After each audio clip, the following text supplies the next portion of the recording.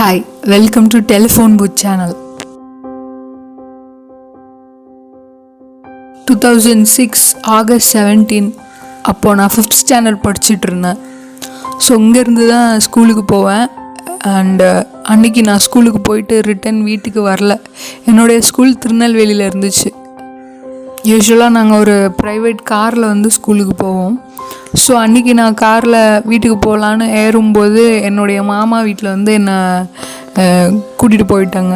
அன்றைக்கி ஈவினிங் எங்கள் அம்மா அப்பா வீடு வெக்கேட் பண்ணி வந்துட்டாங்க. அண்ட் நெக்ஸ்ட் டே மார்னிங் நான் டைரெக்டாக அந்த புது வீட்டுக்கு தான் போனேன். கடைசியாக அன்றைக்கி பார்த்தது. ஸோ இப்போ இந்த வீட்டுக்கு வரும்போது அப்படியே மெமரிஸ் எல்லாம் வீடியோ மாதிரி மைண்டில் வந்து ப்ளே ஆகுது. அந்த மெமரிஸ் தானே ஒரு சாதாரண பில்டிங்கை வந்து நம்மளுடைய ஹோமாக மாற்றுது. இந்த வீடியோ எந்த மாதிரியாக யூஸ்ஃபுல்லாக இருக்கும்னு எனக்கு தெரியல. ஆனால் டிஃப்ரெண்ட் டைப்ஸ் ஆஃப் ஹவுஸை வந்து பார்க்குற ஒரு ஆப்பர்ச்சுனிட்டி கிடைக்கும். நம்மளுக்கு எல்லாருக்குமே பிடிக்கும் ஒவ்வொரு விதமான வீடை பார்க்குறதுக்கு. ஒவ்வொரு ஊரில் ஒவ்வொரு இடத்துலையும் அந்த கல்ச்சருக்கு ஏற்றாப்புல வந்து வீடோடைய டிசைன் பேட்டர்ன் எல்லாமே மாறும். ஸோ அதை பார்க்கலாம். ஒரு ஹோம் டூர் எப்படி பண்ணணும்னு எனக்கு தெரியாது, ஆனால் எனக்கு தெரிஞ்ச மாதிரி நான் பண்ணுறேன். எப்படி இருக்குன்னு பாருங்கள். ஸோ இங்கே பார்த்தீங்கன்னா மோஸ்ட் ஹவுசஸில் வந்து அந்த என்ட்ரன்ஸில் வந்து இந்த மாதிரி கம்பியாக வச்சு ஓப்பனிங்காக தான் இருக்கும், வெளியில் பார்க்குற மாதிரி. அண்டு நம்ம வந்து இங்கே மஸ்கிட்டோ நெட்டு வந்து ஃபுல்லும் வந்து போட்டிருக்கிறதுனால வெளியிலேருந்து பார்க்கும்போது டே டைமில் உள்ளே தெரியாது.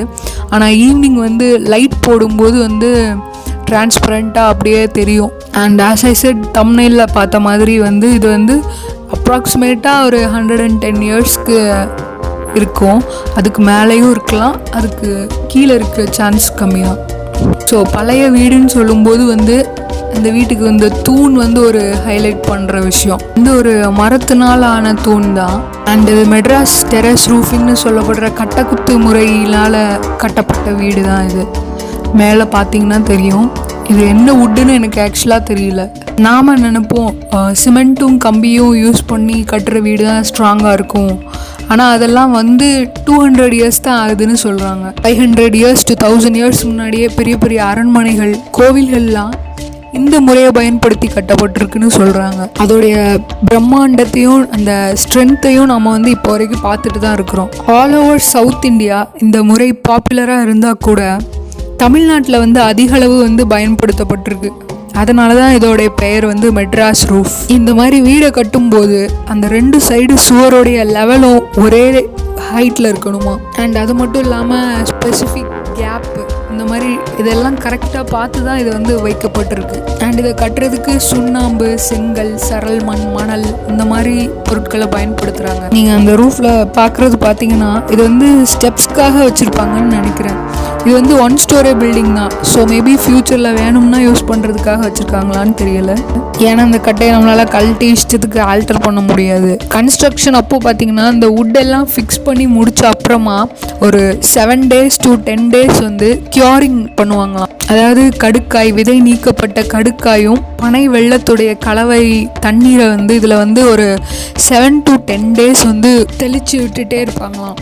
பனை வெல்லம் நாங்கள் கருப்பட்டின்னு சொல்லுவோம். ஸோ அது வந்து வெப்பத்தை உறிஞ்சிட்டு குளிரை வந்து வெளியில் விடுமா. அண்டு இந்த கடுக்காய் பொடி வந்து கடுக்காய் வந்து குளிரை உள்ள உறிஞ்சிட்டு வெப்பத்தை வந்து வெளியில் விடுமாம். ஸோ அந்த டெம்பரேச்சரை வந்து சம்மர்லேயும் வின்டர்லேயும் பேலன்ஸ் பண்ணுறதுக்கு நேச்சுரலாக யூஸ் பண்ணப்பட்ட முறை இது. அண்ட் இந்த பனை வெள்ளத்தில் பார்த்திங்கன்னா சுகர் கலவை இருந்துடக்கூடாதான், அது வந்து அரிச்சிருமாம். அண்டு இப்படி இந்த கலவை தண்ணியை வந்து ஊற்றுறதுனால அந்த சுண்ணாம்பு வந்து புளிச்சு அந்த பில்டிங்கை வந்து ஸ்ட்ரென்தன் பண்ணுமா. இந்த ரூம் பார்த்திங்கன்னா அப்போது எங்கள் அப்பா ஆஃபீஸாக யூஸ் பண்ணிகிட்டு இருந்தாங்க. 1st standard to 4th standardக்குள்ளே ஏதோ ஒரு வருஷம் பார்த்திங்கன்னா எங்கள் அப்பா கூட ஆஃபீஸ் ரூமில் டெஸ்கில் உட்காந்துட்டு ஃபர்ஸ்ட் டைம் நம்மளை ஸ்கூலில் ஹைபிஸ்கஸ் வரைய சொல்கிறாங்க. சரி அப்பா வரைஞ்சி தந்துருங்க அப்படின்னு சொல்லும்போது நீ வரைஞ்சிக்கோன்னு சொன்னாங்க. ஆனால் அப்படியே நீ வரைஞ்சிக்கோன்னு விட்டுறாமல் கையை பிடிச்சி வரைய கொஞ்சம் கைட் பண்ணாங்க.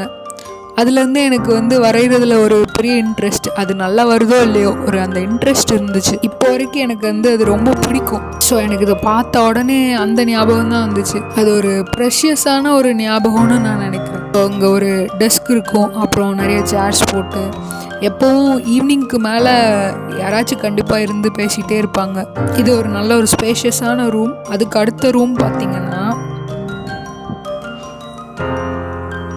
இது வந்து நாங்கள் பெட்ரூமாக யூஸ் பண்ணிகிட்டு இருந்தோம். நல்ல ஒரு பெரிய காட் போடுற அளவுக்கு ஸ்பேஸ் இருக்குது. அண்ட் திங்ஸ் இல்லாததுனால கரெக்டாக வந்து சைஸ் உங்களுக்கு ப்ரெடிக்ட் பண்ண முடியாது. இந்த வீட்டில் ட்ராபேக்னு சொல்லணுன்னா ஷெல்ஃப்ஸ் அதிகமாக இருக்காது. இந்த மாதிரி சின்ன சின்ன கேப் இருக்குல்ல, இதில் தான் வந்து நாம் ஸ்டோரேஜ் பர்பஸ்க்கு யூஸ் பண்ணிக்கணும். ஆக்சுவலாக அந்த கலர் பயங்கரமாக அடிக்கிற மாதிரி இந்த தடவை அடிச்சிருக்காங்க பெயிண்ட்டு. ஸோ இங்கே கண்ணை கொஞ்சம் கேர்ஃபுல்லாக தான் பார்த்துக்கணும். இங்கே யூஸ் பண்ணியிருக்கிற கட்டை பார்த்திங்கன்னா பனைமரத்துலேருந்து எடுத்தது. அண்டு இந்த ஃப்ளோரிங் எல்லாமே நார்மல் சிமெண்ட்டு தர தான். இந்த வுட்டை ஃபிக்ஸ் பண்ணும்போது பார்த்திங்கன்னா தாரை விட்டு நல்லா வந்து டைட்டன் பண்ணுவாங்களாம். அதுக்கப்புறம் தான் அந்த ஃபிக்ஸ் பண்ணுற இடத்துல வந்து மற்ற ஃபில்லிங்ஸை போடுவாங்களாம். ஏன்னா அந்த வுட்டுடைய 2 சைடு கார்னரை வந்து ஃபிக்ஸ் பண்ண வேண்டியது ரொம்ப வந்து இம்பார்ட்டண்ட். இந்த வாலில் பார்த்தீங்கன்னா ஒரு பெரிய வால் பெயிண்டட் போர்டு. சின்ன வயசு பிள்ளைங்களுக்கு வந்து போர்டை பார்த்தா எவ்வளோ கிரேஸ் இருக்கும்னு தெரியும். ஸோ பெட்டில் ஏறி இருந்துக்கிட்டு போர்டில் வரைகிறது, எப்போவும் ஏதாச்சும் செய்கிறது தான் என்னுடைய வேலை. அப்புறம் நான் என் அண்ணனுடைய ஃப்ரெண்ட்ஸ் நிறைய அண்ணங்க, அப்புறம் என் கசின்ஸ் எல்லாரும் சேர்ந்து பிஸ்னஸ் கேம், கார்ட்ஸ், கேரம் எல்லாமே விளையாடுறது வந்து இந்த ரூமில் தான். எங்கள் கம்ஃபர்ட்க்கு ஏற்றாப்புல நாங்களே வந்து ரூல்ஸை ஃப்ரேம் பண்ணிப்போம். போர்ட் கேம்ஸ் எல்லாம் முடிஞ்சதும் சைக்கிள் எடுத்துகிட்டு எல்லாரும் வெளியில் போயிடுவாங்க ஊரை சுற்றுறதுக்கு. நான் என் அண்ணனுடைய பேக் சீட்டில் சைக்கிளில் உட்காந்துட்டு அவன் எங்கெல்லாம் போகிறானோ எல்லா இடத்துக்கும் போகிறது என்னுடைய வழக்கம். இப்போ இந்த என்விரான்மெண்ட் வந்து சேஞ்ச் ஆகியிருக்கிறத பார்க்கும்போது இப்போ இருக்கிற கிட்ஸ்க்கு அதே எக்ஸ்பீரியன்ஸ் கிடைக்குங்கிறது வந்து டவுட்டு தான். இப்படி நிறைய சண்டைகள், கிண்டல்கள், நல்ல ஒரு அஃபெக்ஷன் இதெல்லாம் ஃபில்லான ரூம் தான் அந்த ரூம். இந்த மெட்ராஸ் ரூஃபிங் இதை நீங்கள் பார்க்கணுன்னு நினச்சா ஆரோவில்லில் கூட பார்க்கலான்னு சொல்கிறாங்க. ஏன்னா ஈகோ ஃப்ரெண்ட்லி டிசைன்ஸை வந்து என்கரேஜ் பண்ணுற ஆர்கிடெக்ட்ஸ் நிறைய இப்போ வந்திருக்காங்க. நிறைய பேர் வந்து இந்த டெக்னிக்ஸ் எல்லாம் மறுபடியும் யூஸ் பண்ண ஆரம்பிச்சிருக்காங்க. ஏன்னா இது எல்லாமே நம்மளுக்கு நேச்சுரலாக நம்ம இருக்க வேண்டிய கரெக்டான ஒரு டெம்பரேச்சரை வந்து நம்மளுக்கு கொடுக்கும். ஓகே, ஸோ வீடியோ லென்த்தாக போகுது, நீங்கள் இதுக்கு மேலே லென்த்தாக போட்டால் பார்க்க மாட்டீங்க. நெக்ஸ்ட் வீடியோவில் உங்களுக்கு நெக்ஸ்ட் பார்ட்டில் நான் உங்களுக்கு ரிமைனிங் ஹவுஸை வந்து காட்டுறேன். இந்த வீடியோ எனக்கு என்னுடைய சைல்ட்ஹுட் மெமரிஸை வந்து ரீகிண்டல் பண்ணுற மாதிரி இருக்குது. இந்த வீடியோ பார்க்கும்போது உங்களுக்கு என்ன தோணுதுன்னு கண்டிப்பாக கமெண்ட்ஸில் சொல்லுங்கள். மறக்காமல் சேனலை சப்ஸ்கிரைப் பண்ணுங்கள். அப்போ தான் நம்ம போடுற நெக்ஸ்ட் வீடியோஸை உங்களால் பார்க்க முடியும். தேங்க்ஸ் ஃபார் வாட்சிங்.